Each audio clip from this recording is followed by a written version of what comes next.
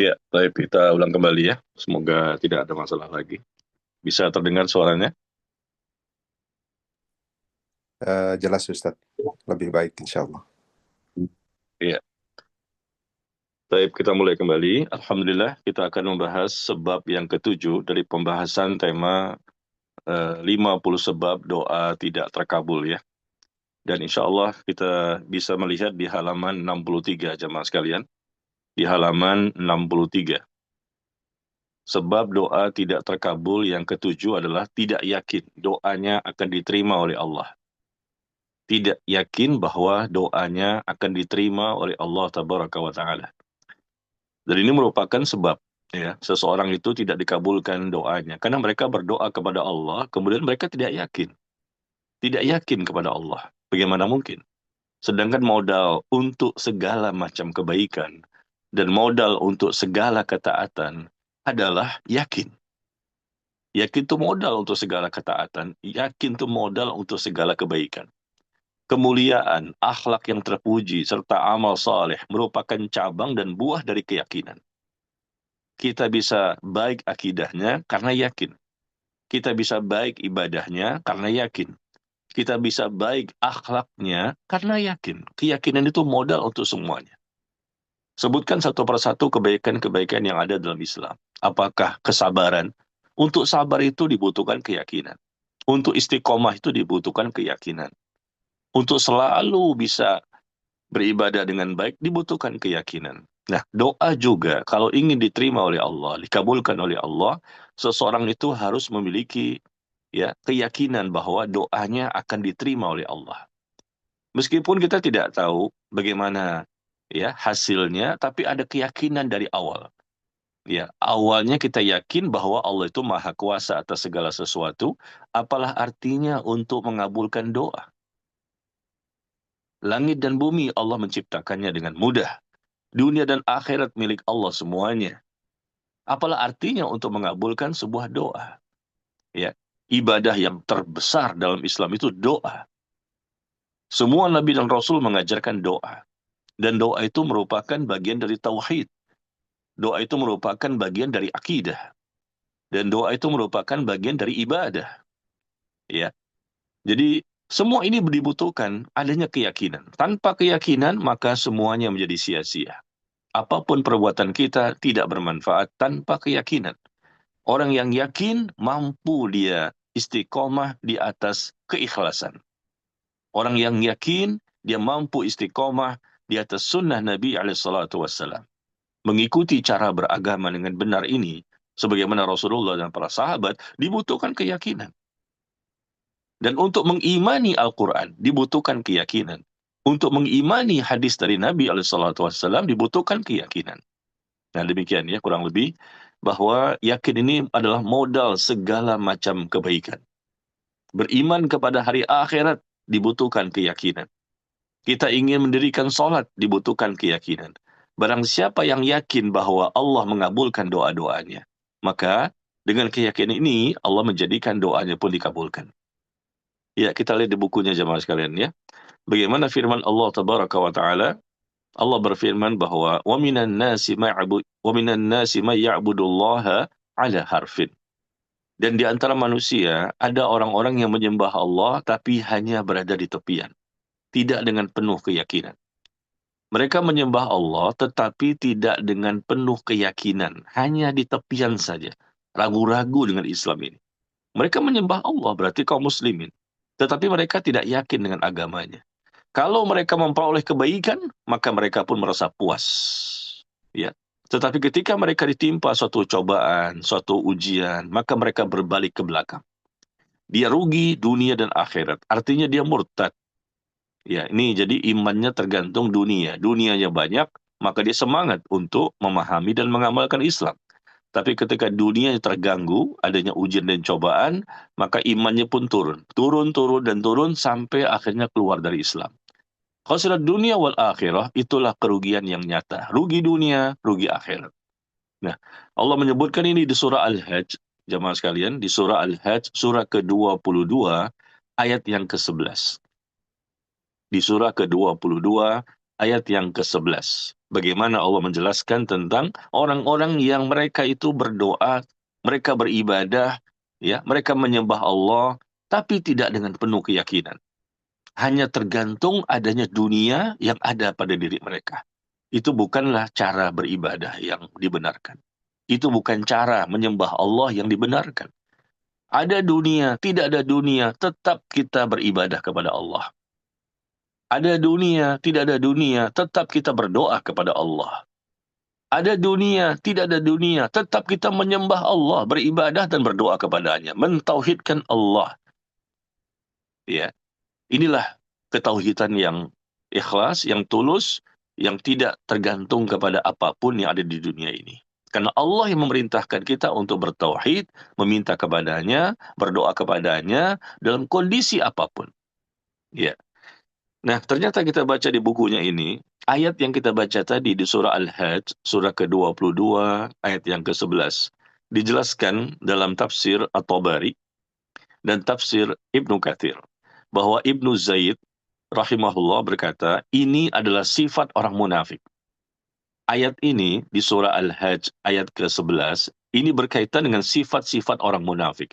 Jika dunianya baik, maka ia pun akan tekun beribadah dan berdoa. Namun jika dunianya rusak, maka ia pun berubah dan berbalik. Tidak menjalankan ibadah lagi. Tidak menjalankan doa lagi. Ya, salah satu ibadah itu doa. Kalau dunianya bagus, dia pun berdoa kepada Allah. Ya, tapi ketika dunia terganggu, maka dia pun meninggalkan ibadah. Meninggalkan ibadah salah satunya doa. Ya, kecuali untuk kepentingan dunia saja. Hanya untuk dunia saja. Apabila dia mengalami kesusahan, fitnah, ujian, atau kehidupan yang sempit, maka ia pun meninggalkan agamanya dan kembali kepada kekafiran. Jadi dalam bab ini jemaah sekalian, saya memulai dengan informasi yang berkaitan dengan orang-orang yang suka tidak yakin. Siapa sih? Mereka muslim munafik ternyata. Muslim munafik ini adalah muslim yang mereka masih saudara kita ya, belum keluar dari Islam. Karena mereka bukan muslim yang i'tiqadi. Muslim yang i'tiqadi ini artinya di lisannya mengatakan beriman, di hatinya kufur. Ya, dia itu pura-pura menjadi seorang muslim. Tapi saudara kita yang lain, yang barangkali mereka termasuk muslim amali. Muslim amali. Di mana mereka ini masih muslim, tapi ada sifat-sifat kemunafikan pada diri mereka. Kalau berbicara suka berbohong, kalau janji suka ingkar janji, kalau dikasih amanah suka berkhianat. Na'udzubillah min dzalik. Dan demikianlah kita mulai dengan sifat-sifat orang munafik dulu. Karena orang munafik inilah yang memang suka tidak yakin kepada Allah. Akidahnya tuh ragu-ragu, rusak akidahnya. Ibadahnya pun ya sembarangan, ya tidak dengan penuh keyakinan, tidak dengan keseriusan, tidak dengan kekhusyuan.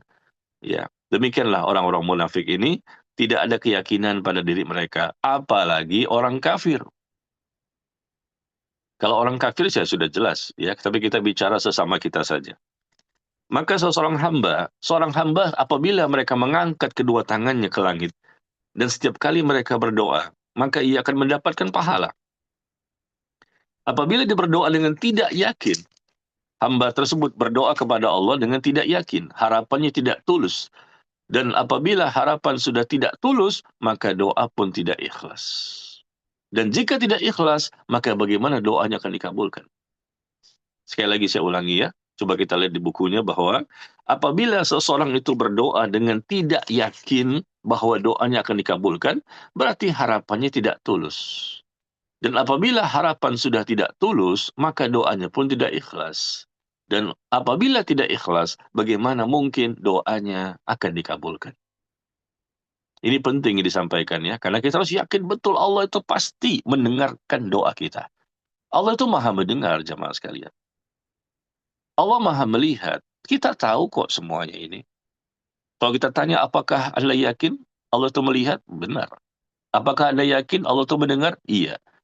Tapi kenapa ketika berdoa, kok belum diijabah juga ya? Kayaknya Allah nggak dengar doa saya. Nah, ini berbahaya. Sepertinya Allah ya tidak mengetahui bahwa saya berdoa kepadanya. Ya Allah, na'udzubillah min dzalik. Tidak boleh seperti itu. Allah mengetahui. Tetapi Allah menguji keimanan seorang hamba sampai sejauh mana dia itu yakin bahwa Allah itu pasti akan mengabulkan doa. Allah ingin melihat sejauh mana kita tuh yakin betul dengan permintaan kita akan diijabah oleh Allah. Kalau dia berprasangka baik dengan Allah, Allah pun akan berprasangka baik dengannya. Kalau dia sudah buruk sangka suuzon kepada Allah, bagaimana mungkin? Berarti dia tidak yakin. Kalau dia sudah tidak yakin, berarti tidak sungguh-sungguh dalam meminta. Orang yang yakin itu dia sungguh-sungguh memintanya.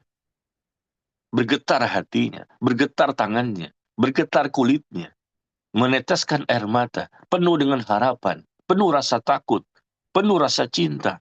Dia meminta hanya kepada penciptanya yang bisa mengijabah doa di langit dan di bumi, hanya satu, yaitu Allah Tabaraka wa Ta'ala. Tidak ada yang bisa mengijabah doa kecuali Allah. Maka dia yakin. Pasti Allah kabulkan permintaan saya. Ya, itu ada keyakinan yang luar biasa. Dan kita akan lihat nanti bagaimana kisah-kisah. Kita akan bacakan kisah-kisah yang luar biasa. Ya, bagaimana dari kisah Nabi Musa dan lain-lain. Ya, bagaimana kisah Nabi Ibrahim dan lain-lain. Bagaimana kisah mereka yang penuh dengan keyakinan. Ya, akhirnya Allah bantu mereka. Allah berikan pertolongan kepada mereka. Allah berikan penjagaan kepada mereka. Ya. Nah, sekarang kita lihat di bukunya kembali jemaah sekalian. Berdoa itu harus disertai dengan harapan. Karena doa diperintahkan dan dijanjikan untuk dikabulkan. Sesungguhnya suatu kewajiban bagi siapa yang menginginkan Allah memenuhi harapannya dan dikabulkan doanya, yaitu ia harus meyakini bahwa firman Allah itu benar dan janji Allah juga benar. Bukankah Allah menganjurkan kepada hambanya untuk berdoa? Dan dia berjanji, Allah pun berjanji untuk mengijabah doanya. Bukankah Allah mengatakan, Udu'uni astajib lakum? Berdoalah kepadaku, aku pun akan kabulkan permintaan. Itu janji Allah. Allah mengatakan, Udu'uni astajib lakum. Berdoalah kepadaku, aku pun akan kabulkan permintaanmu. Yakin nggak? Kalau nggak yakin, ya selesai. Dia tinggalkan doanya. Atau mungkin dia berdoa, tapi tidak dengan keseriusan. Bermain-main dalam doanya. Bagaimana mungkin diijabah? Dan Allah mengatakan, wa yastajibul ladzina amanu wa 'amilus shalihat. Allah mengijabah orang-orang yang beriman dan beramal saleh. Allah mengijabah doa mereka. Subhanallah, janji Allah itu sangat banyak jemaah sekalian ya. Dalam Al-Quran begitu banyak janji-janji, janji-janji, dan Allah tidak pernah mengingkari janjinya. Yakin nggak? Maaf ya, kalau kita lihat sepertinya kondisi kaum muslimin saat ini di seluruh dunia, krisis yang terbesar sepertinya yang saya ketahui, bukan krisis moneter, bukan krisis ekonomi. Krisis terbesar di muka bumi ini adalah krisis keyakinan. Krisis keyakinan, bukan krisis ekonomi, bukan krisis moneter. Krisis keyakinan inilah yang mengikis akidah. Krisis keyakinan inilah yang menjadikan orang tidak bisa dia beribadah dengan baik. Segala sesuatu membutuhkan keyakinan. Coba sebutkan satu persatu amal soleh yang ada dalam Islam. Semuanya dibutuhkan keyakinan. Kalau nggak yakin, kita tinggalkan Islam ini. Kalau tidak yakin, kita tinggalkan cara berakidah yang benar. Coba saja. Kalau tidak yakin, dia melakukan kesyirikan. Kalau tidak yakin dengan sunnah Nabi, dia akan melakukan kebid'ahan. Nah, seperti itu. Ya, kita lihat orang-orang yang melakukan kesyirikan. Dia tidak yakin bahwa Allah satu-satunya Rabb dan Ilah yang bisa mengabulkan doa. Allah satu-satunya Rabb dan Ilah yang bisa memperkenankan permintaannya. Akhirnya dia minta juga kepada selain Allah. Ini musibah jamaah sekalian. Minta-minta kepada selain Allah, kenapa? Karena tidak yakin hanya Allah yang bisa mengijabah. Kok bisa ya? Kalau orang kafir meminta kepada selain Allah, kita katakan wajar. Mereka tidak beriman kepada Allah. Ya, mereka tidak mengenal siapa itu Allah. Makanya mereka minta kepada selain Allah. Tapi yang jadi masalah adalah kaum muslimin kok bisa meminta kepada selain Allah. Apa mereka tidak yakin bahwa Allah itu maha kuasa?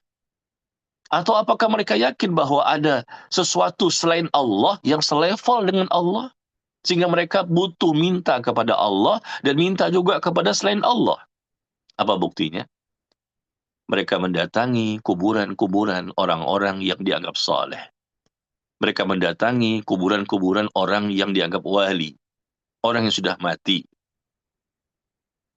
Mereka sebut-sebut namanya. Kata mereka, agar hajat-hajat kita ini ya bisa berhasil. Datang ke kuburannya bukan disebut nama Allah, tapi disebut orang-orang yang sudah mati saja. Dia panggil-panggil, wahai ini, wahai ini, wahai ini, penuhi hajat kami. Yaqdi hajatana, yaqdi hajatana, wahai ini, wahai ini. Nama Allah tidak disebut di situ. Sama sekali. Kita lihat di YouTube ya. Gampang sekali contoh-contoh itu. Dia mendatangi kuburan, atau mereka mendatangi kuburan dengan para pengikutnya. Lalu mereka mengatakan, iqdi hajatana ya fulan, iqdi hajatana ya syekh. Penuhi hajat kami, penuhi permintaan kami, penuhi kebutuhan kami. Kenapa nggak minta sama Allah saja? Karena nggak yakin. Karena nggak yakin, maka Allah tidak ijabah doa mereka. Orang kafir pun ketika mereka meminta kepada Tuhan-Tuhan mereka, Tuhan-Tuhan mereka itu tidak bisa mengijabah doa mereka. Satupun Tuhan selain Allah tidak akan bisa mengijabah doa. Kata Allah di surah Al-Ahqaf, ayat yang kelima. Surah surah ke-46, ya silakan lihat di surah ke-46, surah Al-Ahqaf ayat yang ke-5. وَمَنْ أَضَلُّ مِمَّنْ يَدْعُو مِنْ دُونِ اللَّهِ مَا يَسْتَجِيبُ لَهُ إِلَى يَوْمِ الْقِيَامَةِ وَهُمْ عَنْ دُعَائِهِمْ غَافِلُونَ. Siapakah yang lebih sesat? Ya, Al-Ahqaf surah ke-46 ayat ke-5. Kata Allah, siapakah yang lebih sesat dibandingkan orang-orang yang mereka menyembah, menyeru kepada selain Allah, di mana seruannya itu, doanya itu tidak akan diijabah. Sesembahan-sesembahan selain Allah itu tidak bisa mengijabah doa sampai hari kiamat. Siapapun Tuhannya, siapapun sesembahannya, kata Allah, tidak bisa mengijabah doa sampai hari kiamat. Kenapa berdoa kepada selain Allah? Tidak yakin hanya Allah saja satu-satunya yang bisa mengijabah doa. Ini tauhid rububiyah dan tauhid uluhiyah. Mentauhidkan Allah, mengesahkan Allah dalam perbuatan-perbuatan yang hanya Allah yang mampu melakukannya. Menciptakan langit dan bumi, hanya Allah. Yang memberikan rezeki, hanya Allah. Yang memberikan kesembuhan, hanya Allah. Yang menghidupkan, mematikan, hanya Allah. Yang mengijabah doa, hanya Allah. Nah, gitu, yakin. Kenapa meminta kepada Rasulullah? Ya Rasulullah, raihlah tanganku, adrikni. Ya Rasulullah, tolonglah aku dari neraka sa'ir. Ya Rasulullah, dipanggil-panggil ya Rasulullah. Atau ya Syekh Abdul Qadir Jailani. Atau ya Syekh Baidawi. Dipanggil-panggil nama-nama orang yang sudah mati. Bahkan kemarin, saya melihat di YouTube ya, ada yang sesuatu yang lebih dahsyat lagi, yang diajarkan oleh seorang tokoh agama di Indonesia. Tokoh agama di Indonesia yang memiliki jutaan pengikut di sosial medianya. Apa yang dia katakan? Kata dia, kalau kamu dalam kondisi genting, darurat, kepepet, ya, terdesak, maka sebutlah 5 kali nama Abdurrahman. Abdurrahman, Abdurrahman, Abdurrahman, Abdurrahman, Abdurrahman. Sebut 5 kali, maka hajat-hajatmu akan terpenuhi. Kaget saya mendengarkannya. Ini seorang tokoh agama yang begitu terkenal di Indonesia. Sebutlah nama Abdurrahman saja. 5 kali, maka hajatmu akan terpenuhi. Kenapa disebutkan Abdurrahman ini? Siapa Abdurrahman ini? Ternyata Habib Abdurrahman As-Segaf. Kalau dipanggil-panggil Syekh Abdul Qadir Jailani, sudah lama kita tahu. Syekh Baidawi sudah lama kita tahu. Atau dipanggil-panggil ya Rasulullah, sudah lama kita tahu. Tapi ada lagi yang baru ini, yang baru saya dengar. Habib Abdurrahman Assegaf. Maaf saya sebutkan namanya ya, karena di videonya sudah ada di YouTube. Dan dia mengajarkan kepada jutaan pengikutnya. Sebut 5 kali namanya. Abdurrahman, Abdurrahman, 5 kali. Maka hajat kalian akan terpenuhi.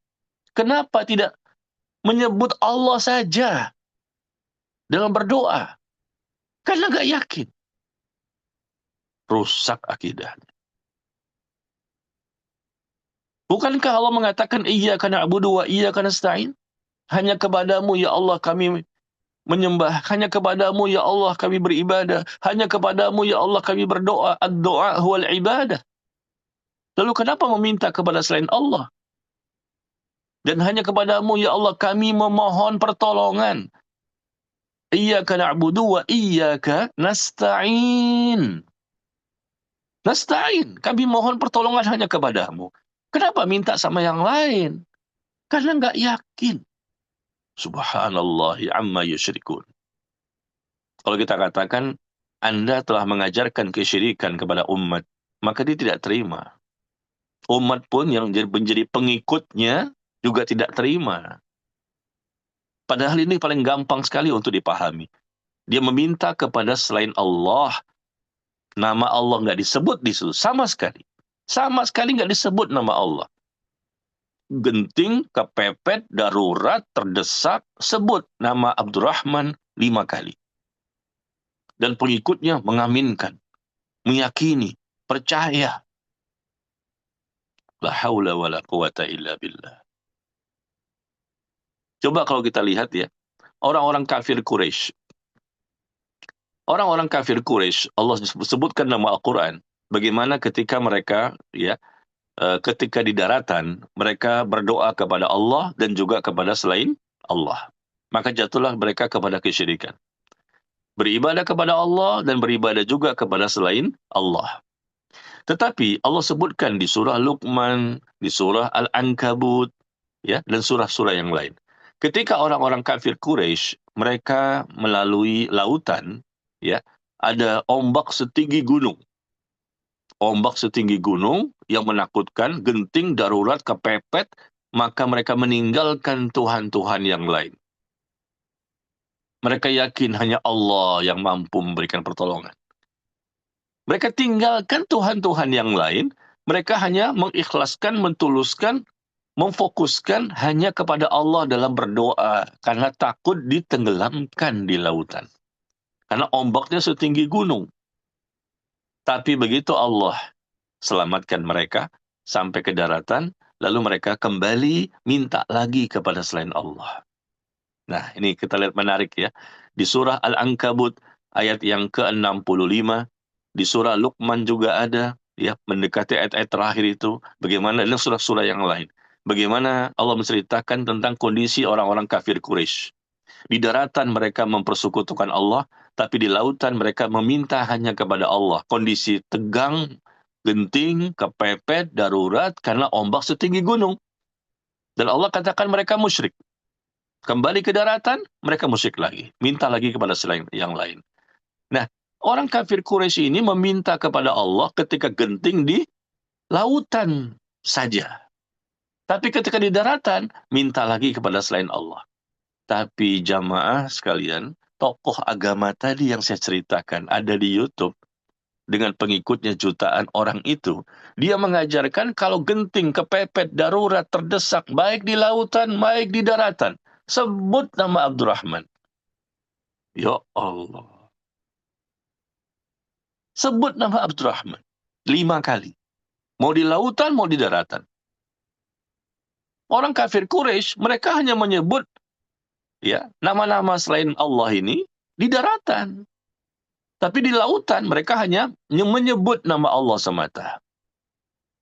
Tapi tokoh tadi mengajarkan di daratan disebut nama selain Allah, di lautan disebut nama selain Allah. Lebih dahsyat sebetulnya daripada perbuatan orang kafir Quraisy.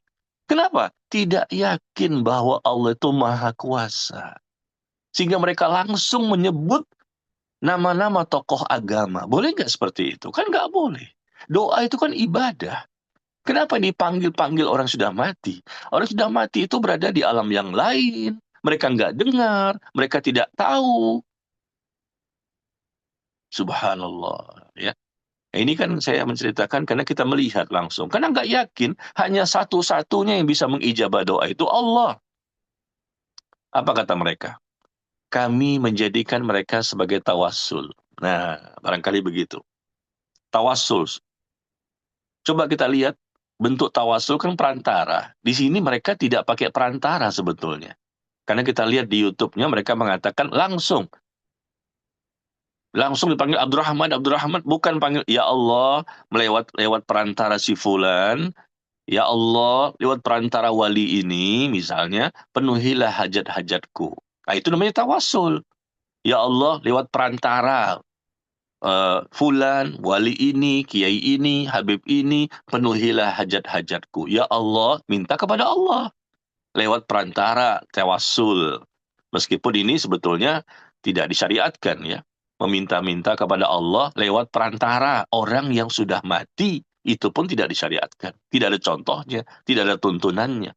Tapi yang kita lihat contohnya di YouTube yang mereka praktekkan itu bukan minta kepada Allah lewat perantara orang yang sudah mati, tapi langsung orang yang sudah mati itu disebut-sebut namanya. Silakan Anda lihat di YouTube lah. Orang yang sudah mati itu disebut-sebut namanya. Bukan pakai kalimat, ya Allah, lewat perantara wali ini misalnya, ya siapa disebutnya wali siapa gitu misalnya, maka penuhilah hajat-hajatku. Tidak seperti itu kalimatnya. Tapi kata orang itu, kalau Anda dalam kondisi genting, kepepet, darurat, ya genting, maka sebut saja 5 kali nama ya Abdurrahman tadi, ya atau Syekh Abdul Qadir Jailani atau siapapun dia, maka cukup ya orang itu yang sudah mati tadi langsung datang dan memberikan bantuan.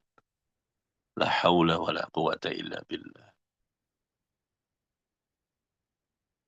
Ya, dari demikian ya.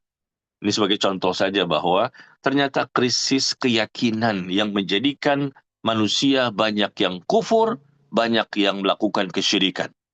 Krisis keyakinan yang menjadikan manusia banyak yang ibadahnya rusak dan tidak diterima ibadahnya, tidak diterima doanya, dan rusak akhlaknya. Ya, baik. Sekarang kita lihat di halaman 65. Ya, mari kita lihat di halaman 65. Seorang hamba yang mukmin itu hidupnya selalu dipenuhi dengan rasa yakin. Yakin dengan adanya pertolongan dari Allah. Berbagai macam problematika, berbagai macam masalah kehidupan, berbagai macam ujian dan cobaan dihadapinya dengan tenang dan lapang dada. Kok bisa tenang? Kenapa orang mukmin bisa tenang, bisa lapang dada, bisa tentram hatinya, bisa sabar dia? Kenapa? Karena yakin. Yakin tuh bisa menyebabkan orang itu bisa sabar. Yakin tuh bisa menyebabkan orang itu bisa tenang, lapang dada. Yakin tuh bisa menyebabkan seseorang tetap istiqomah, melakukan berbagai macam perintah dan menjauhi larangan-larangan. Dan buah dari keyakinan ini adalah turunnya pertolongan Allah. Datang pertolongan Allah. Allah telah menginformasikan dalam begitu ayat, banyak ayat ya. Apabila Allah telah memberikan pertolongan, berarti doa pun terkabul dan itu merupakan salah satu nikmat darinya. Rasulullah SAW bersabda, "Fas'aluhu wa antum muqinuna bil ijabah." Nah, ini hadis yang kita bahas. Berdoalah kalian kepada Allah dengan disertai keyakinan bahwa doa kalian akan dikabulkan. Berdoalah kepada Allah dan yakin betul Allah akan mengabulkan doa kita. Yakin demi Allah. Tidak ada sedikit pun keraguan. Allah pasti mampu, maha kuasa mengabulkan doa kita. Kata Nabi demikian. Berdoalah kalian kepada Allah dengan disertai keyakinan bahwa doa kalian itu akan dikabulkan. Maka dengan demikian Allah melihat orang ini, hamba ini memang yakin betul karena dia merasa bahwa Allah itu maha kuasa atas segala sesuatu, akhirnya Allah pun kabulkan permintaannya. Nah, sekarang coba kita lihat ya, ketika istri Nabi Ibrahim, siapa itu? Hajar. Kenapa Hajar itu bisa bersabar ketika ditinggal Nabi Ibrahim alaihissalam. Hajar itu dan anaknya Ismail ditinggal di kota Mekah berdua-duaan, tidak ada orang, dan Nabi Ibrahim meninggalkan mereka. Ini ujian dari Allah. Meninggalkan mereka berdua, Hajar dan anaknya yang masih bayi. Kenapa Hajar itu bisa sabar ketika ditinggal suaminya? Karena yakin.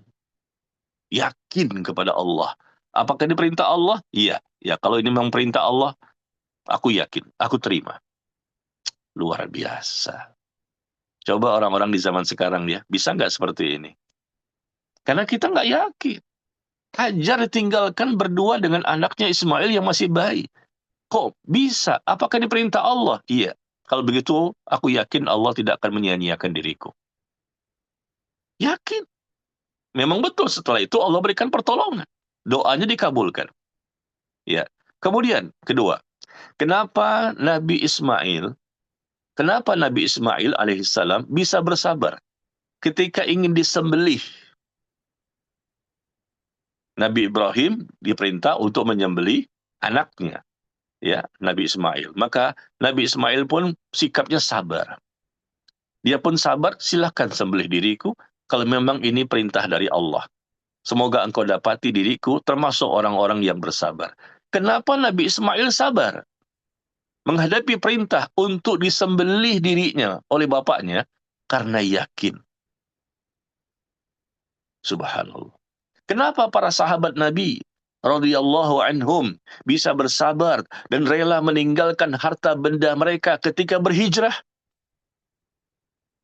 dari Mekah ke Madinah? Mereka tinggalkan rumahnya, mereka tinggalkan hartanya. Mereka pindah ke Madinah. Kenapa bisa seperti itu? Karena yakin. Kenapa Imam Ahmad bin Hanbal rahimahullah bisa bersabar ketika beliau dipenjara? Beliau disiksa, beliau dicambuk, begitu menyakitkan, luar biasa. Imam Ahmad tetap teguh mengatakan, Al-Quran kalamullah. Al-Quran itu adalah firman Allah, bukan perkataan makhluk. Meskipun disiksa, begitu beratnya beliau selama di penjara. Kenapa? Karena yakin. Yakin yang menjadikan orang itu, ya bukan sombong ya, tapi ini yang kita lihat. Orang-orang yang terpilih di muka bumi ini. Hajar bisa bertahan di kota Mekah karena dia yakin. Nabi Ismail bertahan ya untuk bisa bersabar untuk disembelih oleh bapaknya karena dia yakin dengan perintah Allah ini. Para sahabat bisa mereka meninggalkan harta bendanya, rumahnya, kendaraannya, harta apapun demi berhijrah ke Madinah. Kenapa? Karena yakin dengan Islam ini, yakin dengan pertolongan Allah, yakin dengan doa mereka. Imam Ahmad juga demikian. Begitu juga Nabi Musa. Coba kita lihat Nabi Musa. Nabi Musa tidak khawatir saat dikejar oleh Fir'aun dan bala tentaranya. Di depan ada lautan, ya. Di belakang ada Fir'aun dan bala tentaranya. Maka kaumnya mengatakan bahwa ya sebentar lagi kita akan tersusul. Kita benar-benar akan tersusul. Di belakang kita Fir'aun dan bala tentaranya. Di depan kita lautan. Gimana? Kita nggak bisa lari. Habis kita ini. Dibunuh oleh Fir'aun dan bala tentaranya. Maka Nabi Musa menjawab, "Kalla, sekali-kali tidak. Kita tidak akan tersusul. Sesungguhnya Tuhanku bersamaku. Dia akan memberikan hidayah kepadaku." Masya Allah. Kaumnya sudah ragu-ragu nih. Gimana? Belakang kita sebentar lagi sampai Fir'aun dan bala tentaranya. Depan kita lautan. Habis. Berarti kita akan dibunuh semua ini oleh Fir'aun. Fir'aun mengejar mereka. Tinggal sedikit lagi jaraknya ini. Maka Nabi Musa menguatkan mereka dengan penuh keyakinan. Kalla, sekali-kali tidak. Sesungguhnya Tuhanku bersamaku. Dan dia akan memberikan hidayah kepada aku. Lalu Allah wahyukan kepada Nabi Musa untuk memukul laut itu dengan tongkatnya. Pukullah laut itu dengan tongkatmu. Maka terbelahlah lautan itu. Dan setiap belahan seperti gunung yang besar. Allahu Akbar. Nabi Musa luar biasa tingkat keyakinannya. Lihat, tidak mungkin Allah meninggalkan kita. Kalla, sekali-kali tidak mungkin. Allah akan buktikan janjinya. Nah, ini orang-orang terpilih jamaah sekalian. Dia yakin dengan doanya. Dia yakin dengan pertolongan Allah. Saat-saat genting seperti itu, bukan mintanya Abdurrahman. Bukan minta Abdurrahman 5 kali disebut. Ya Allah, Syekh Abdul Qadir Jailani. Enggak ada itu. Sesoleh apapun seseorang, minta sama Nabi dan Rasul pun enggak boleh. Nabi Musa ketika itu genting, darurat, kepepet, gimana ini? Di depannya lautan, belakangnya Fir'aun dan bertentara. Siapa lagi diminta? Allah. Tidak mungkin Allah meninggalkan kita. Sekali-kali tidak. Padahal kaumnya sudah mengatakan, ya kalau gitu kita akan benar-benar akan tersusul ini. Nabi Musa menguatkan keyakinan mereka, tidak akan tersusul kita. Tidak mungkin. Sesungguhnya Allah akan memenuhi janjinya. Dan akhirnya dia pukulkan tongkatnya ke lautan, dan lautan terbelah menjadi 2, dan masing-masing seperti gunung tingginya. Kata Allah, kami akan memperlihatkan kepada mereka tanda-tanda kekuasaan kami. Subhanallah, ya. Nah, ini yang kita perlu tumbuhkan jamaah sekalian. Kalau kurangnya keyakinan, akibatnya apa? Turun iman, mudah futur, mudah malas, mudah nggak sungguh-sungguh. Karena keyakinan itu bermasalah pada banyak orang. Dengan dunia yang selalu dikejar, akhiratnya jarang untuk dilakukan usaha maksimal, ya, persiapan-persiapan sebelum datangnya kematian. Nah, ini kita bahas ya. Kenapa kita bahas dengan sudut pandang yang lain dari sisi keyakinan ini? Karena dengan yakin inilah doanya itu akan diijabah. Nah, begitu ya. Jadi yakin ini kunci sukses untuk meraih kesabaran. Kunci sukses untuk meraih segala macam kebaikan. Sebutkan satu persatu.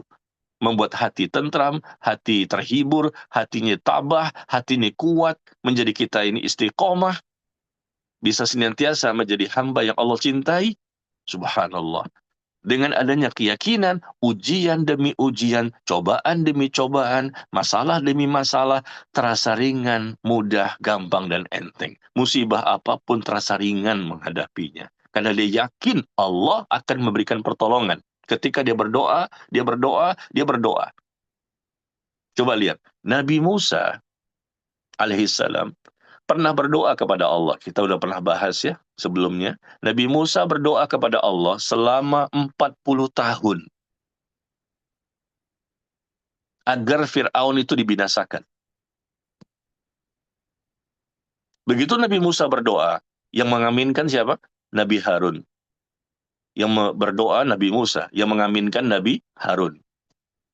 40 tahun kemudian, baru diijabah doanya. Tapi beliau yakin, menunggu kapan datangnya pengabulan.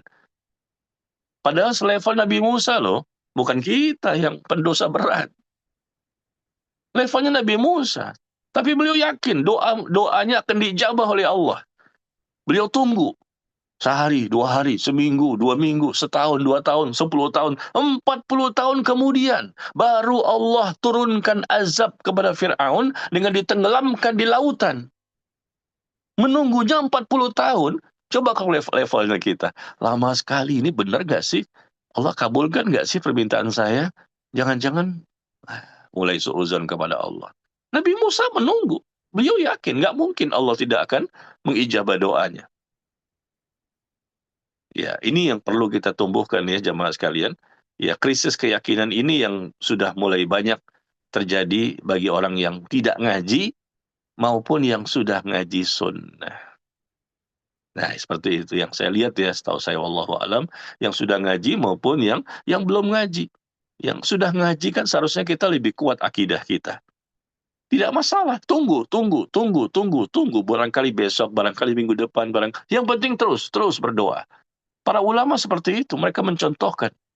Nabi Musa 40 tahun kemudian, baru Allah ijabah. Padahal Allah dengar maksud apa permintaannya. Ada ulama lain baru 20 tahun kemudian. Tetap mereka yakin Allah dengar, Allah tahu. Dan ini Allah sedang menguji saya. Apakah saya tinggalkan doa saya, apa saya teruskan doa saya. Saya tahu nih, pasti ini ujian dari Allah. Dan dia pun mulai mengevaluasi. Jangan-jangan saya belum bertaubat. Jangan-jangan saya masih banyak salah. Jangan-jangan masih banyak yang perlu saya perbaiki. Selalu evaluasi. Tapi yakin itu tidak berkurang. Bahkan bertambah-tambah. Ya. Jadi, mintalah kepada Allah, kata Nabi SAW, dalam kondisi, berdoalah kamu kepada Allah dalam kondisi kamu yakin bahwa kamu akan diijabah doanya. Cepat atau lambat. Tunggu saja. Dan kalaupun andai kata belum diijabah, bersabar. Andai kata belum diijabah, barangkali tercatat sebagai pahala nanti di akhirat. Barangkali belum diijabah, barangkali Allah ganti dengan Allah hindarkan kita dari musibah-musibah yang lain. Kompensasinya tuh diganti dengan kita terhindar dari musibah. Doanya belum diijabah, tapi Allah berikan kebaikan yang lain akibat doa tadi. Selama doa itu belum diijabah, bisa jadi Allah ganti dengan Allah hilangkan musibah-musibah yang akan kita terima. Atau mungkin Allah simpan sebagai pahala untuk kita nanti di akhirat. Berarti doa itu bagus semuanya. Kadang Allah ijabah, kadang juga tidak diijabah, tapi disimpan sebagai pahala di akhirat. Atau terkadang tidak diijabah karena diganti doa kita tuh dengan dihindarkan dari gangguan dan musibah-musibah yang lain. Tapi keyakinan itu tidak pernah luntur, tidak pernah goyah.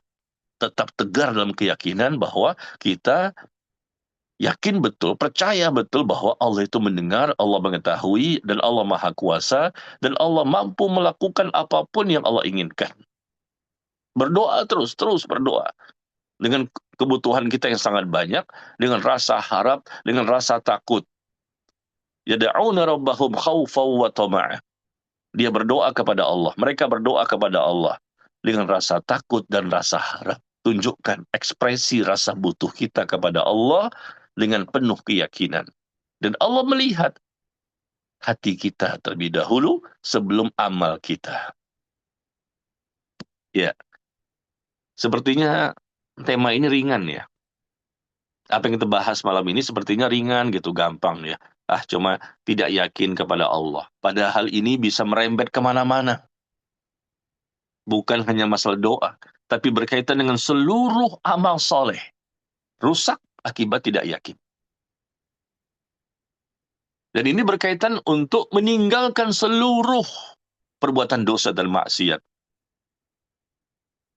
Perbuatan dosa dan maksiat dengan mudahnya ditinggalkan. Kenapa? Ada orang yang susah meninggalkan perbuatan dosa. Tapi ada orang yang mudah meninggalkan perbuatan dosa. Kenapa? Karena yakin. Berkaitan kemana-mana. Kalau orang yang yakin kepada Allah bahwa ini ada hukuman, ada siksaan, ada balasan keburukan, ada azab di sini. Kalau melakukan dosa, dia yakin betul. Dia nggak berani berbuat dosa. Tapi karena kurang keyakinan, ya dosa lagi, dosa lagi, dosa lagi. Kurang yakin, dosa lagi, dosa lagi. Kurang yakin. Kalau dikatakan, Anda yakin dengan ancaman Allah? Yakin. Itu bohong. Anda yakin dengan ancaman Allah, siksaan Allah di dunia dan di akhirat? Kalau melakukan dosa ini akan begini, dosa ini akan begini, balasannya seperti ini, seperti ini. Anda yakin? Yakin. Tapi ternyata masih melakukan dosa lagi dengan begitu banyak. Tapi kalau namanya kita tergelincir, ya, namanya manusia, bisa dimaklumi lah. Karena kita nggak mungkin bersih dari dosa. Tapi kalau kita betul-betul yakin, dosa besar semuanya mampu kita tinggalkan dengan izin Allah. Semua dosa besar. Mampu kita jauhi. Karena kita yakin bahwa ya konsekuensi dari melakukan dosa besar ini menyebabkan mendapatkan ancaman yang sangat mengerikan dan menakutkan. Kita tahu konsekuensinya, karena yakin betul. Adapun dosa kecil, lama-lama kita mudah-mudahan bisa meminimalisirnya. Bisa memperkecil tingkat dosa kecil. Kenapa? Karena yakin. Allah berikan bantuan kepada kita dengan modal keyakinan kita kepada Allah. Rela berjuang, rela berkorban, menghabiskan waktu, tenaga, pikiran, harta, bahkan jiwa. Mati pun mau, nggak masalah mati. Mati pun nggak masalah.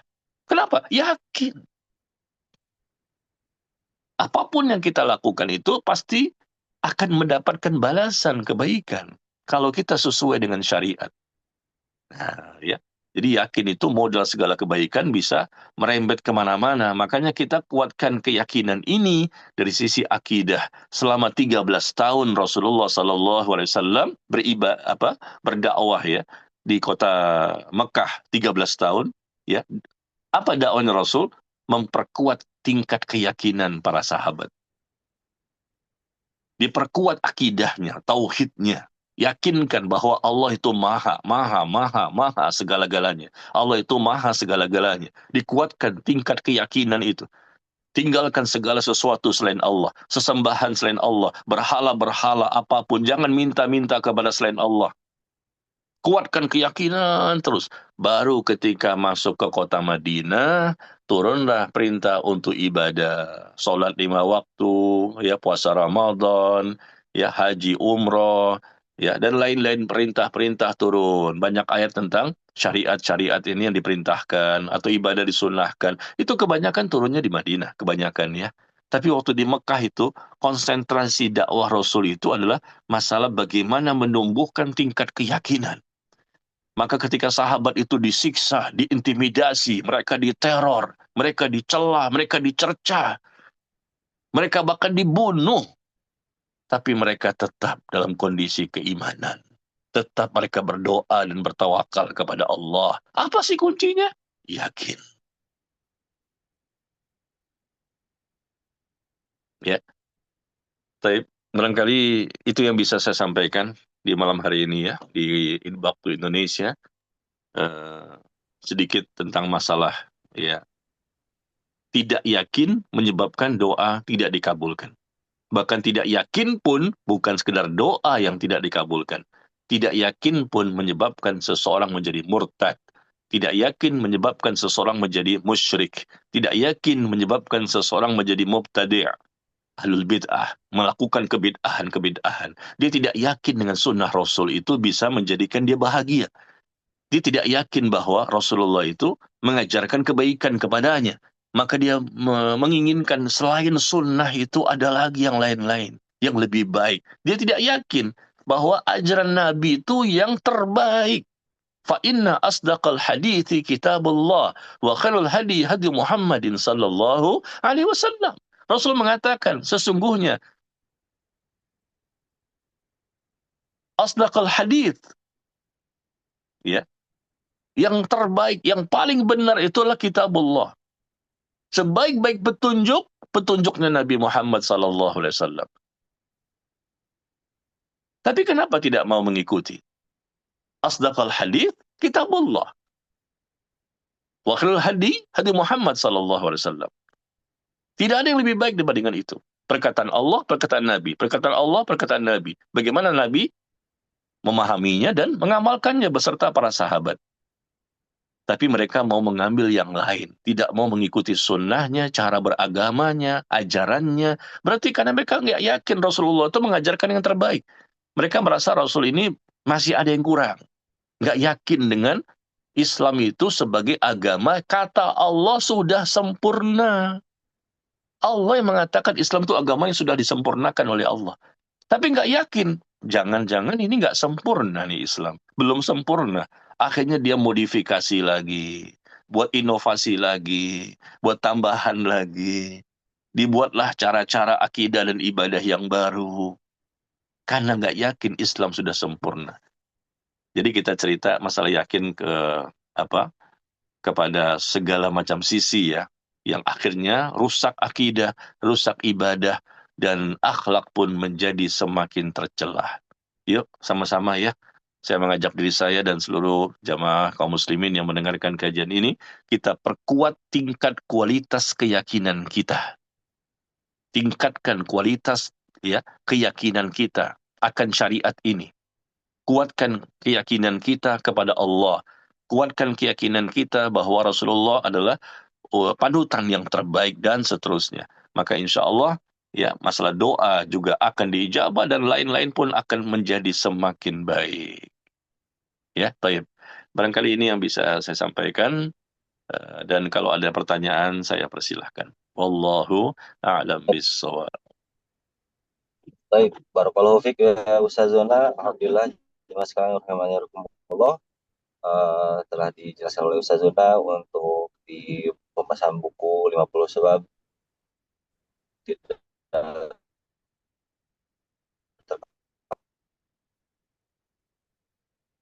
terkabulnya doa. Dan adalah karena manusia tersebut tidak. Yaknya kita akan memasuki sesi tanya jawab dan Masya Allah dari tadi di pertengahan kajian sudah ada yang bertanya melalui chat box. Di sini ada seorang jamaah yang sudah bertanya. Bismillahirrahmanirrahim. Assalamualaikum warahmatullahi wabarakatuh. Terkait doa harus yakin. Ustadz, apakah doa harus yang masuk akal atau boleh juga berdoa dengan doa yang rasanya sulit dikabulkan dan kita kurang yakin? Misalnya, kita akan pilih dua doa terhadap suatu permasalahan. Doa yang pertama ini dirasa lebih masuk akal sehingga di hati kita lebih yakin akan terkabul dan lebih yakin akan terkabulnya karena masih bisa masuk akal. Sedangkan pilihan doa kedua itu agak tidak masuk akal sehingga hati ini merasa ada ketidakmantapan akan terkabulnya. Namun doa kedua isinya lebih besar dan bagus, cuma rasanya sebentar ini loncat. Cuman rasanya cuman rasanya uh, itu susah banget begitu. Apakah kita boleh berdoa dengan pilihan doa pertama, meskipun hasil atau isi doa pertama tidak sebagus dengan isi doa yang kedua, dikarenakan kemantapan hati kita akan terkabulnya doa? Demikian saya pertanyaan pertama dari jamaah. Ya, jamaah sekalian yang berbahagia, Allah itu maha kuasa atas segala sesuatu. Ya, selama permintaannya permintaan yang memang diperbolehkan oleh syariat, maka jangan kita mengukur dengan kemampuan kita sendiri. Selama permintaannya ya sesuai dengan syariat, bukan permintaan-permintaan yang ngawur. Misalnya, ya Allah, pilihlah aku sebagai nabi, pilihlah aku ya Allah sebagai rasulmu. Nah, ini kan nggak masuk akal. Semua nabi dan rasul itu bukan mereka meminta kepada Allah. Nabi dan rasul itu dipilih oleh Allah. Ini kan nggak masuk akal. Ya Allah, jadikanlah aku sebagai malaikat. Nah, itu nggak mungkin. Nggak masuk akal. Nggak mungkin bisa dijadikan sebagai malaikat. Ya Allah, jadikanlah diriku tidak pernah mati selama-lamanya. Nggak mungkin juga. Ya Allah, jangan engkau ciptakan neraka dan surga. Ya nggak mungkin, nggak masuk akal. Ya Allah, tampakkan wajahmu kepadaku. Nggak masuk akal juga, nggak mungkin itu. Karena Allah tidak akan mau menampakkan wajahnya kepada makhluknya, meskipun Nabi Musa yang meminta. Nabi Musa itu manusia, Nabi dan Rasul yang Allah cintai. Tapi Allah tidak berkenan untuk menampakkan wajahnya kepada Nabi Musa selama di dunia.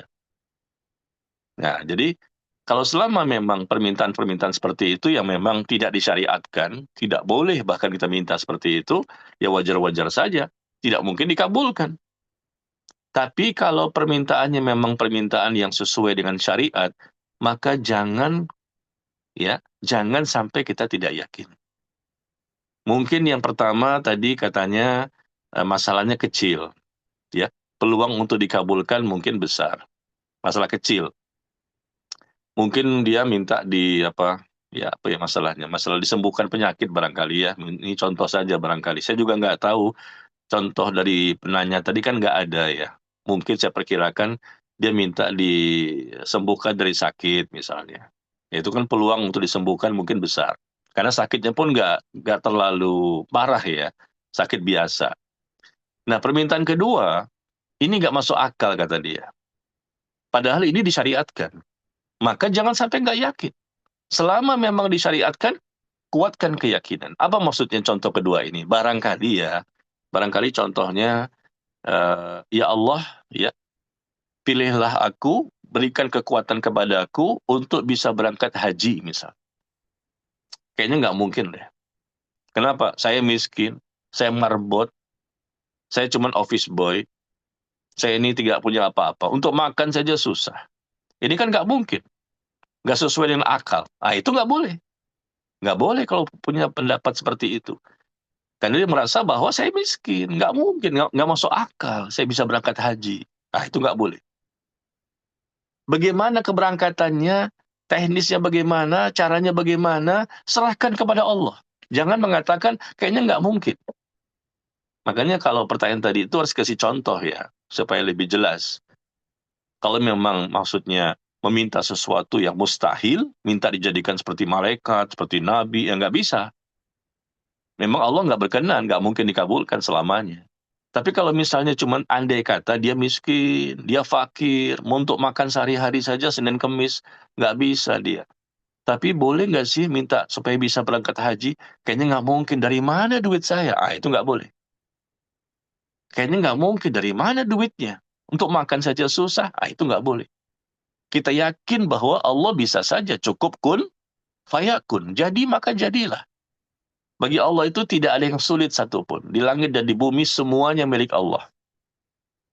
Ya, caranya bagaimana kita tidak tahu. Buktinya banyak orang miskin, orang marbot-marbot masjid, atau mungkin yang mereka ini tukang gojek saja, yang ya berapa sih penghasilan mereka sehari.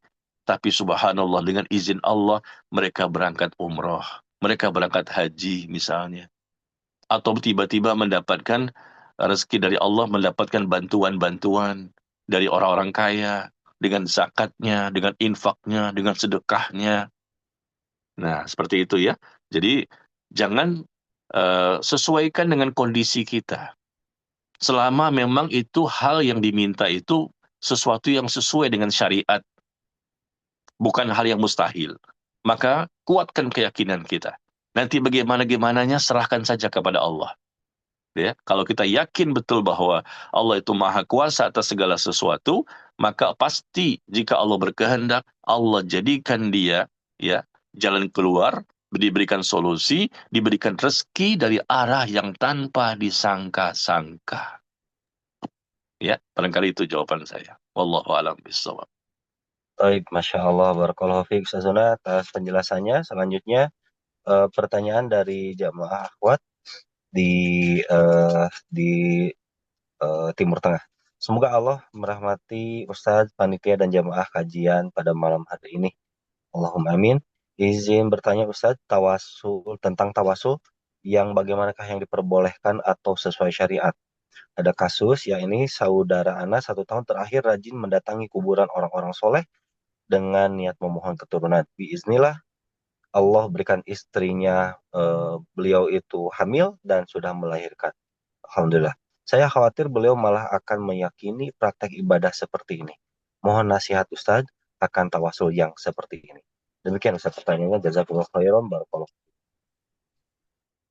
Fiikum barakallah. Iya. Baik, jemaah sekalian yang berbahagia, tawassul yang diperbolehkan itu adalah tawassul yang sesuai dengan syariat. Ya, tawassul yang memang diajarkan, ada dalilnya, ada tuntunannya, ada contohnya. Tawassul itu kan menjadikan perantara.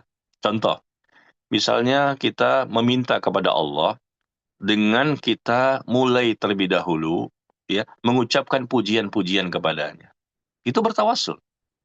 Sebelum doa minta kepada Allah, kita sebut dulu pujian-pujian, sanjungan-sanjungan kepada Allah.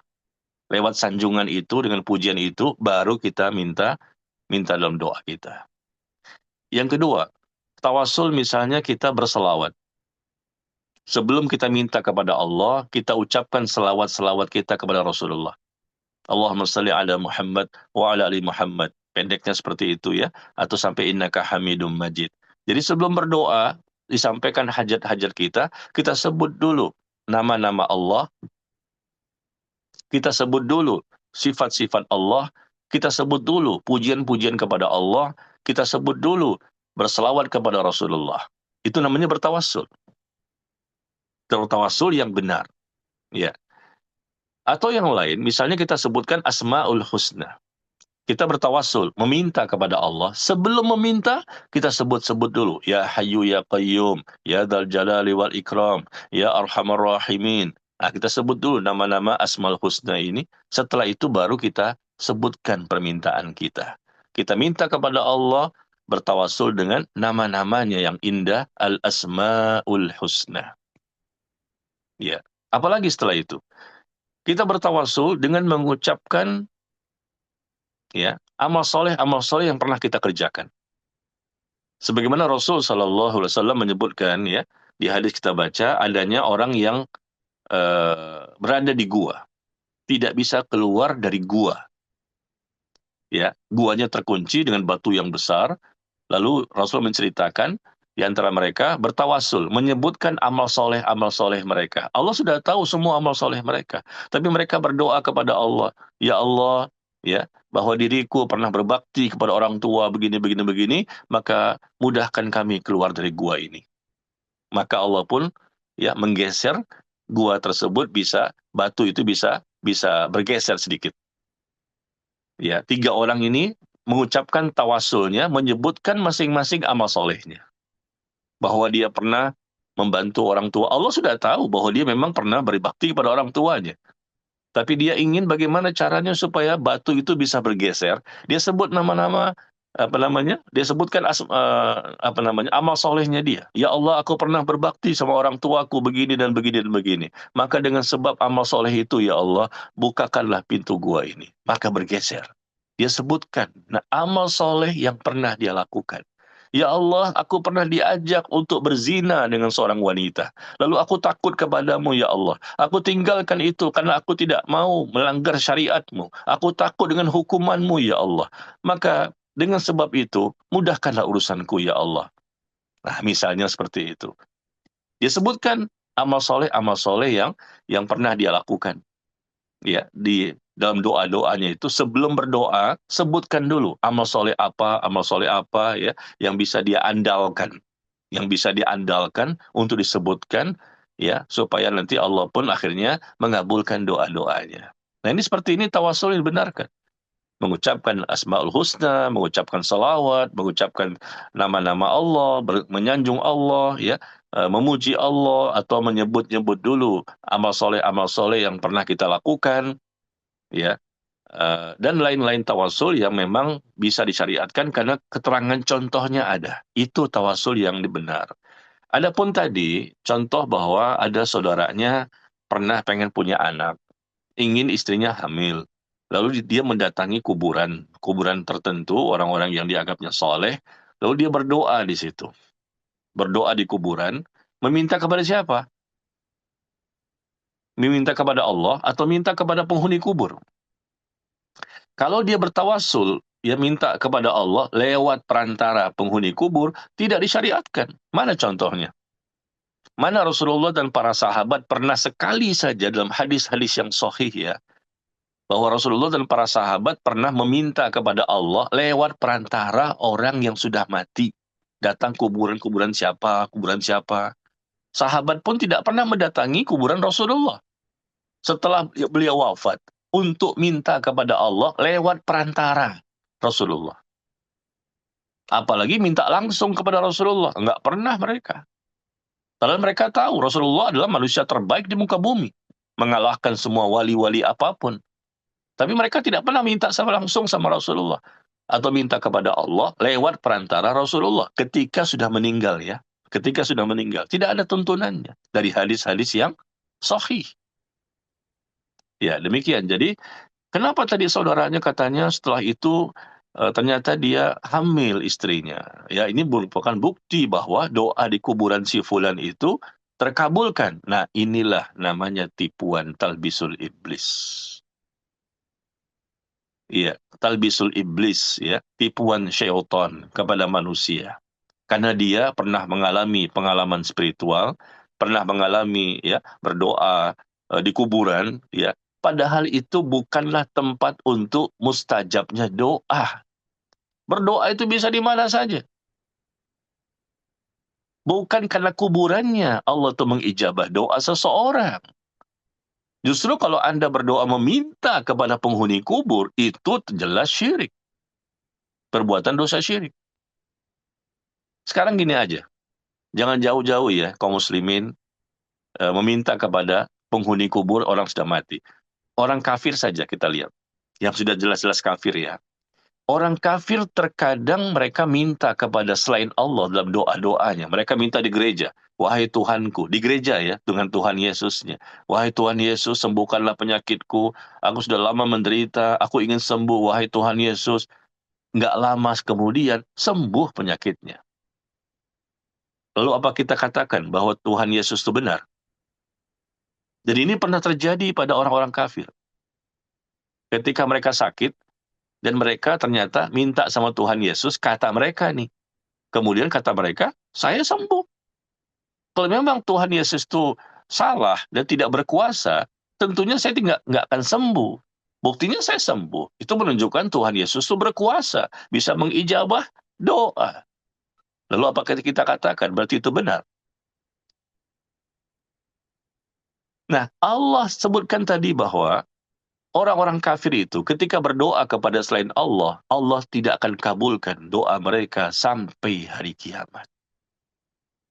Di surah Al-Ahqaf tadi ya, Al-Ahqaf surah ke-46 ayat yang kelima, bahwa Allah tidak akan kabulkan permintaan orang kafir sampai hari kiamat, doa mereka tidak bisa diijabah. Tidak bisa diijabah oleh Tuhan-Tuhan mereka. Tidak bisa mengijabah doa-doa dari Tuhan-Tuhan mereka, itu tidak bisa. Dan Allah pun tidak berkenan juga untuk mengijabah doa mereka karena mereka kafir. Tapi terkadang Allah kabulkan permintaan orang kafir. Loh kok bisa? Tuhan mereka tidak bisa mengijabah doa, tapi Allah terkadang mengabulkan doanya orang kafir. Kenapa? Supaya orang kafir ini yakin bahwa yang mengabulkan itu adalah Tuhan mereka. Lihat cara Allah menyesatkan hambanya.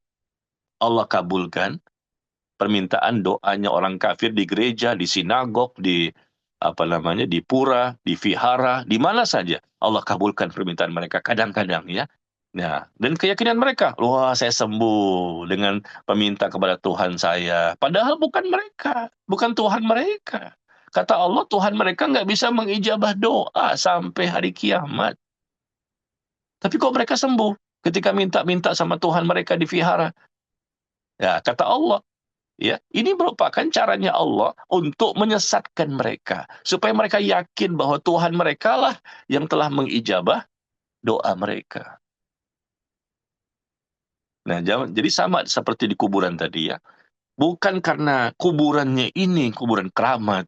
Kuburan inilah yang menyebabkan ya doa saya dikabulkan sehingga istri saya hamil. Selama ini nggak hamil-hamil. Begitu doa di kuburan langsung hamil. Jangan punya pendapat seperti itu. Kenapa? Hal seperti ini tidak disyariatkan.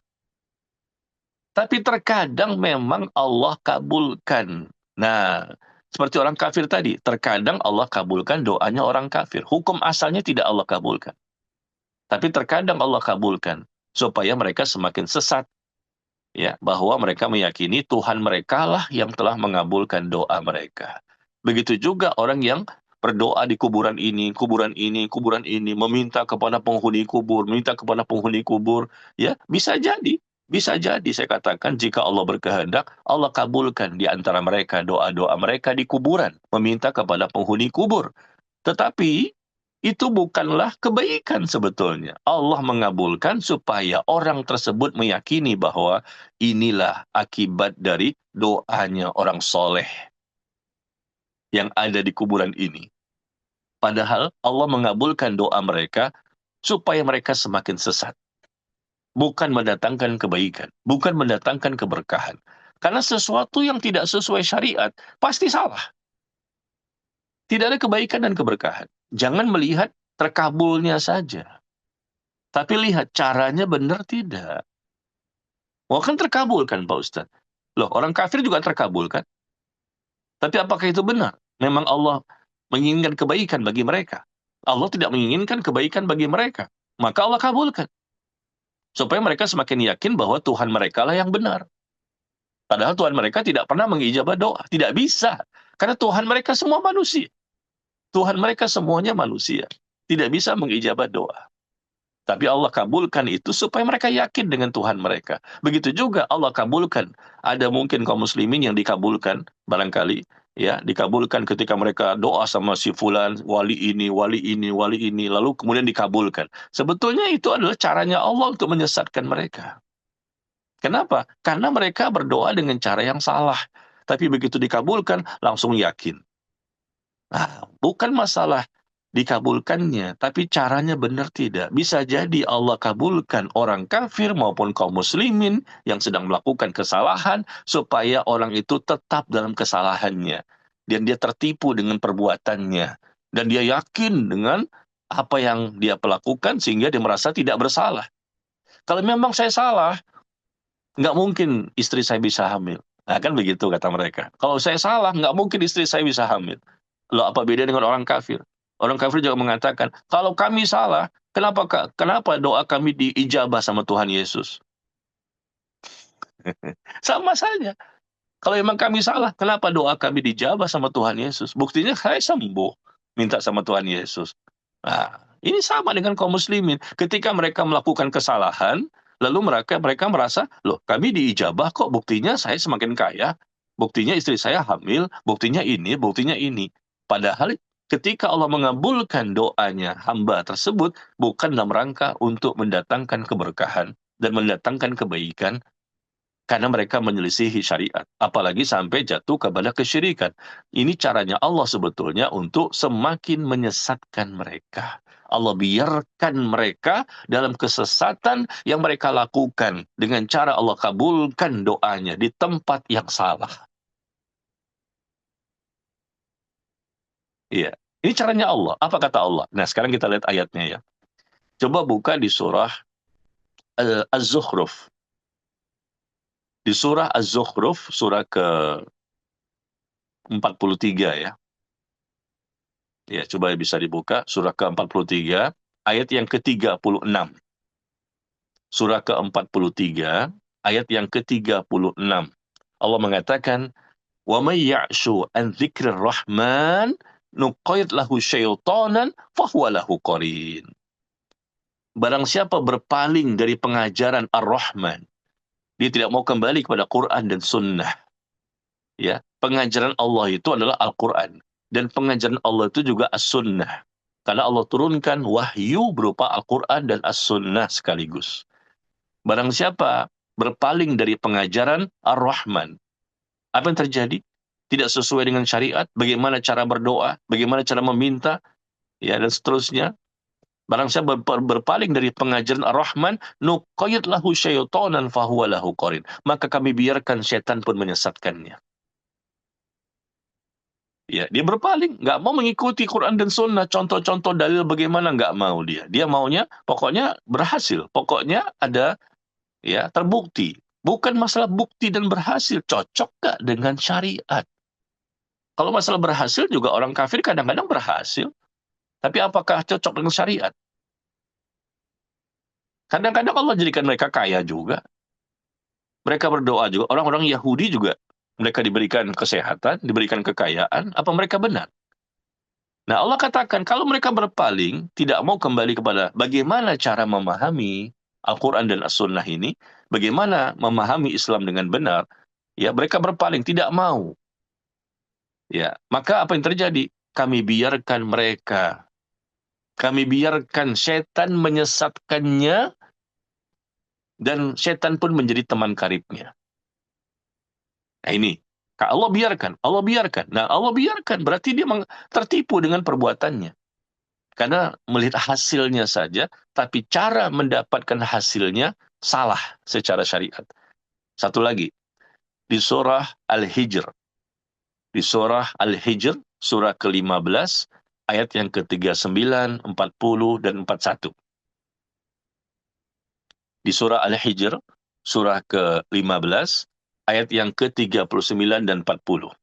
Apa kata Allah? Ketika Allah menjelaskan tentang perkataan iblis ya pada waktu itu, dia mengatakan, qala rabbi bima aghwaytani la uzayyinanna lahum fil ardi wa la aghyannahum ajma'in illa ibadaka minhumul mukhlasin.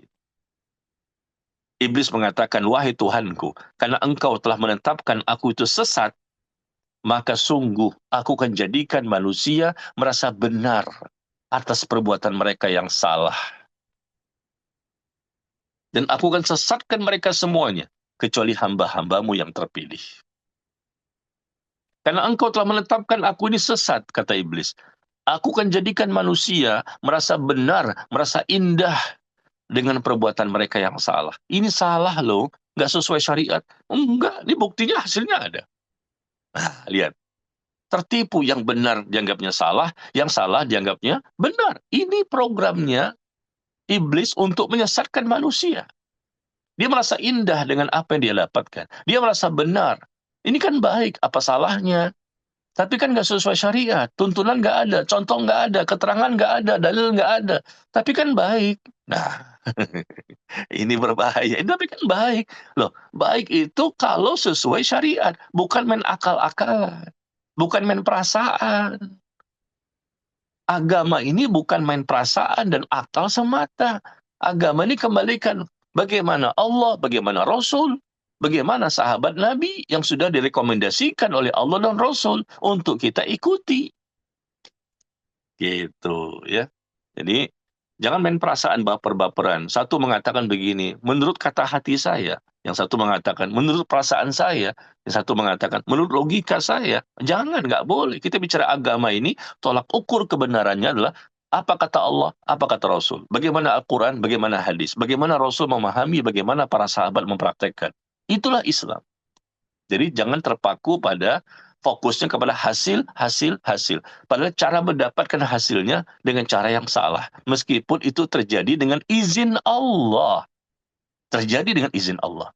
Tapi cara mendapatkannya nggak bagus, nggak benar, nggak sesuai syariat. Itu semua terjadi dengan izin Allah. Tapi Allah tidak ridho.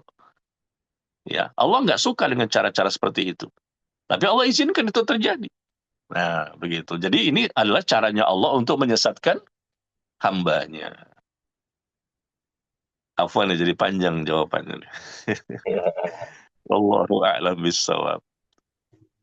Masya Allah, terima kasih Ustaz atas penjelasannya, jazakumullah khairan. Namun sebelum ditutup, ini sebetulnya masih banyak pertanyaan-pertanyaan yang disampaikan. Namun demikian, karena waktu sudah hampir pukul 21:30 waktu Indonesia Barat, tepatnya 21:25, mungkin masih ada waktu 5 menit sebelum ditutup. Ustaz berkenan memberikan kuis pada malam hari ini untuk bagi pemenang. Nanti insya Allah akan diberikan hadiah buku yang disusun oleh Ustaz. Kami persilakan Ustaz untuk pertanyaan kuis malam hari ini. Iya. Apa ya doanya? Kuis berarti kan berkaitan dengan doa-doa ya. Iya. Coba disebutkan contoh doa di mana Rasul Shallallahu Alaihi Wasallam bersabda bahwa kalau kita selesai makan, membaca doa tersebut, maka Allah akan ampuni dosa-dosa kita. Selesai makan ya, lalu membaca kalimat doa itu, maka Allah pun akan gugurkan dosa-dosa kita. Nah, coba doanya seperti apa? Doa setelah makan. Ya, kita biasakan ini, karena kita setiap hari makan. Ternyata selesai makan saja, dengan bacaan yang sangat pendek bacaannya, tapi ternyata bisa menggugurkan dosa. Diampuni dosa-dosa kita oleh Allah. Tapi dosa-dosa kecil. Ya, kenapa? Untuk tergugurkannya dosa-dosa besar adalah dengan cara kita bertaubat kepada Allah. Dengan taubat nasuha, semua dosa gugur. Ya, tapi dosa kecil juga sangat banyak yang kita miliki. Kita sholat untuk menggugurkan dosa kecil. Kita puasa sunnah, puasa wajib menggugurkan dosa kecil. Ya, untuk menggugurkan dosa besar cuma satu caranya, yaitu bertobat kepada Allah Tabaraka wa Ta'ala. Ya, jangan ditulis di sini ya, tapi nanti dikirim kepada panitia. Ya, kirimkan Ya, kepada panitia, nanti panitia yang akan memberikan jawaban kepada Anda. Ya, doa setelah makan yang Nabi mengatakan dengan doa seperti ini, kalau dibaca, maka akan tergugurkan dosa-dosa. Demikian sampai di sini ya pertemuan kita. Wallahu a'lam bissawab. Wassallallahu ala nabiyyina Muhammad walhamdulillahi rabbil alamin. Subhanakallahumma wa bihamdika asyhadu an la ilaha illa anta astaghfiruka wa atubu ilaik. Wassalamualaikum warahmatullahi wabarakatuh. Waalaikumsalam warahmatullahi wabarakatuh. Syukran jazakallahu khairan kepada Ustazuna Nazmi Bakar Hafizahullah Ta'ala yang telah membimbing kita pada malam hari ini untuk berlatih berdoa, kemudian agar doa itu dikabulkan. Dan ini adalah rambu-rambu yang doa yang menjadi penyebab doa kita tidak dikabulkan. Semoga Allah Subhanahu wa taala memberikan taufik serta hidayah kepada kita semua. Jemaah sekalian, sebelum dipungkas, kami ingin sampaikan untuk untuk jawaban kuis tersebut dapat dikirimkan melalui Telegram yang akan di-share oleh admin pekerja Bumiku Mengaji ya, untuk linknya, dan jawabannya ditunggu oleh kami sampai dengan pukul 22:30 waktu Indonesia Barat. Paling lambat malam ini pukul 22:30 waktu Indonesia Barat, jawabannya dapat disampaikan melalui link Telegram. Selanjutnya, sebelum dipungkas, kami ingin sampaikan untuk kajian hari esok bersama Ustazana Ali Hasan Bawazir Hafizahullah Ta'ala tentang sirah Nabi SAW yang akan diambil dari kitab Al-Lu'lu'ul Maknun fi Siratin Nabi Al-Maknun. Hari Senin pukul 20.00, hari ke-20 di bulan Januari ataupun juga hari ke-21 di bulan Rajab 1446 Hijriah. Kemudian informasi kepada jamaah yang tadi belum sempat dibacakan pertanyaan-pertanyaannya, insya Allah pertanyaannya akan kami simpan terlebih dahulu dan pertanyaannya akan disampaikan pada pertemuan-pertemuan berikutnya. Begitu, jamaah sekalian, mohon izin jangan dulu live, akan kami share terlebih dahulu untuk link Telegram bagi jemaah yang ingin berpartisipasi untuk menjawab pertanyaan kuis dari Ustazuna Najmi Umar Bakar Hafizahullah Ta'ala. Mohon menunggu.